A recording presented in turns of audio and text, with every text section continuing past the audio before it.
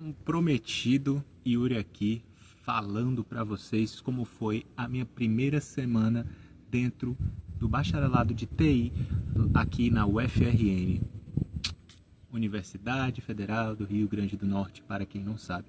Eu sou novo nisso, certo? Então eu fiz um pequeno roteirinho aqui e eu vim dividir para vocês como é que foi essa primeira semana.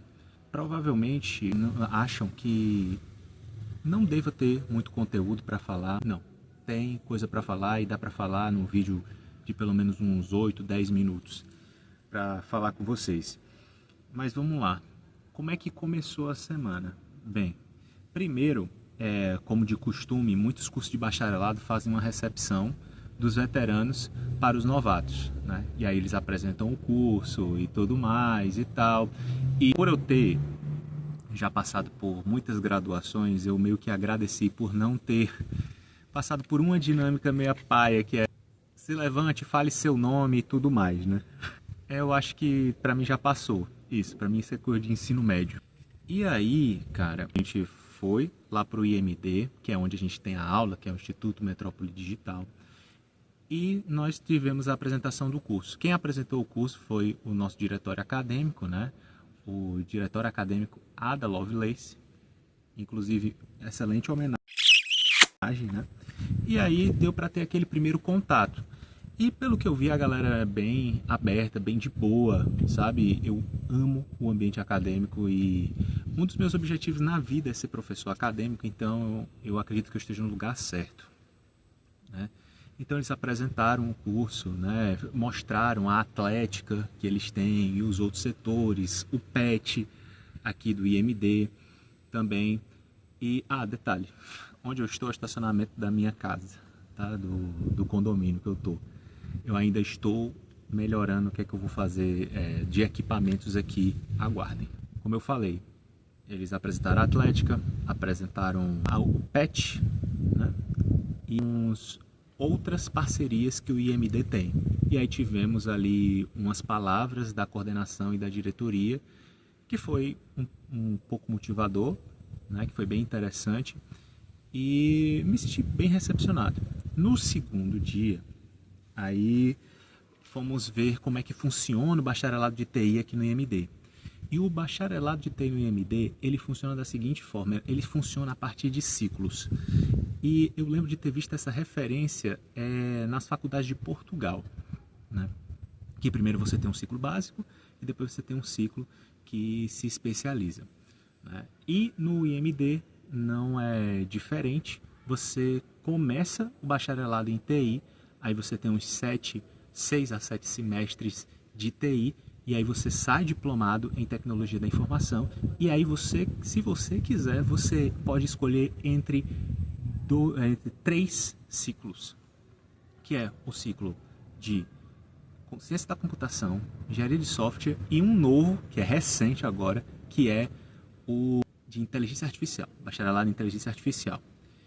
E mostraram, né, convidaram algumas pessoas para falar, dar essa perspectiva do futuro e do mercado para a gente, nas áreas que a gente pode atuar. E foi um concursado e foi uma pessoa que trabalha na Motorola e outro que trabalha na pesquisa em si, né? E, nossa, foi muito legal ouvir o que os meninos tinham ali para dividir, né? E o concursado foi o cara que me chamou mais atenção, porque é um dos meus objetivos, quero ser professor, né, de universidade, então eu fiquei mais interessado em ouvir como é que funciona a vida de um concursado, principalmente um concursado na área da TI, né? Inclusive, recomendo o Brunão Dev para vocês darem uma olhada lá, e o cara tá com um canal novo. Vai dar uma olhada lá, o cara é bom, tem muita coisa para falar. Se você estivesse perguntando, Yuri, você vai escolher qual ciclo? Eu estou tendendo para a ciência da computação, porque é a área que você mais se aprofunda, você mais cria ali um vínculo com a teoria e você pode debandar para outras áreas para poder aplicar esse conhecimento. E eu achei isso muito bacana. E quais são as disciplinas que eu estou ofertando lá, né? Muita matemática, né? O Gustavo Gustavo Caetano. O Gustavo Caetano, ele e outras pessoas que são influenciadores da área tech, né, que eu gosto e que levantam essa mesma bandeira que eu vou levantar aqui nesse canal, que é façam faculdade sim, não escutem essas pessoas que dizem que é top trabalhar na TI sem diploma. Não cai nessa, não cai nessa, não é assim que funciona no mundo real, tá? Tipo assim, beleza, tem ali aquelas pessoas que trabalham na TI sem o diploma e tudo mais e tal, mas faça a faculdade. Você não vai se basear na exceção. Nunca, nunca se baseie na exceção. Entendeu? Então, vamos lá. Eu estou vendo muita matemática, como os meninos da Poliatec falam, né, que na ciência da computação a gente vê muita matemática, a gente vê matemática elementar, análise combinatória, geometria euclidiana, essas são as que eu já estou citando aqui. Aí, pensamento computacional, aí, teoria da tecnologia da informação, se eu não me engano, vou colocar aqui a lista, e português instrumental, se eu não me engano. Enfim, são essas disciplinas, né? E como eu estou fazendo à noite, elas são divididas durante a semana, e caso a gente não consiga ter aulas por qualquer eventualidade, a gente tem algumas aulas no sábado. Sim, para muitos, terror, né, de quem faz cursos noturnos é que às vezes a gente acaba tendo aula à noite, e é super normal. E o que eu achei da grade, ela é que é bem flexível, tem algumas aulas que são à distância, então a liberdade de você até estudar um pouco mais em casa e interagir ali com a galera é bem equilibrada, tá? Quais são as minhas expectativas na TI? Né? As minhas expectativas na TI são justamente aprofundar o conhecimento, sabe? Vamos dizer que eu não consegui me adaptar muito bem para o autodidatismo, pelo menos nessa área.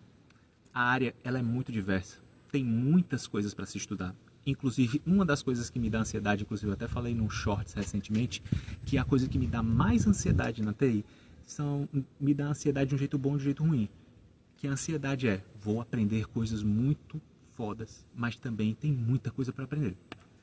Então, assim, é controlar essa ansiedade e se embora e evoluindo aos poucos, sem ficar também enlouquecendo porque você não entendeu alguma coisa, né? E uma coisa que eu vou falar aqui para vocês, não se frustrem por vocês não serem especialistas em uma coisa que você nunca viu na vida, entendeu? Não se frustre por você não saber uma coisa que você não é um especialista, pronto. Foi bem melhor falar assim, né? E uma das coisas que eu acho que é mais vantajoso para quando a gente está estudando programação é que, cara, a gente está estudando programação e a gente vê muito lógica de algoritmo, que é uma coisa, que é um assunto que está extremamente ligado à matemática, né? Então, assim, cara, quando você vai para a faculdade, e essa é uma das vantagens de você estar na faculdade, é que os conhecimentos, eles se mesclam demais, sabe? Então, uma coisa que você vê ali no primeiro semestre, você muito provavelmente vai rever em outro momento, ali em outras disciplinas ao longo dos semestres. Então, isso é muito bom. Isso é muito bom porque é uma revisão constante e você acaba se acostumando. E uma das coisas que, inclusive, eu não tenho essa vontade assim de ser conhecido como um competidor, mas eu vi uma área da TI que eu achei muito foda, achei muito interessante. Mas eu, como tenho 32 anos, eu tento me ver mais como uma pessoa ali que está usufruindo daquele ambiente para deixar a mente mais ativa. Eu estou falando das maratonas de tecnologia da informação, né? As maratonas de informática, as maratonas e os hackathons que o pessoal conhece, certo? Que são as Olimpíadas de Informática. Inclusive, esse vai ser uma das...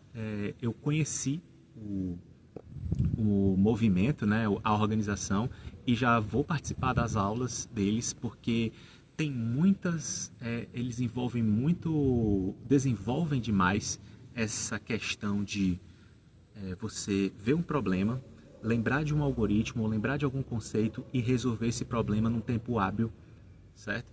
E as provas são muito interessantes, você tem possibilidades de viajar, o networking ele é muito interessante também porque você vai conhecer várias pessoas de várias áreas, entende? Então, cara, levanta a bandeira mais uma vez. Se você tiver oportunidade, faça faculdade. Se você disser assim, é tempo demais, o tempo vai passar de todo jeito.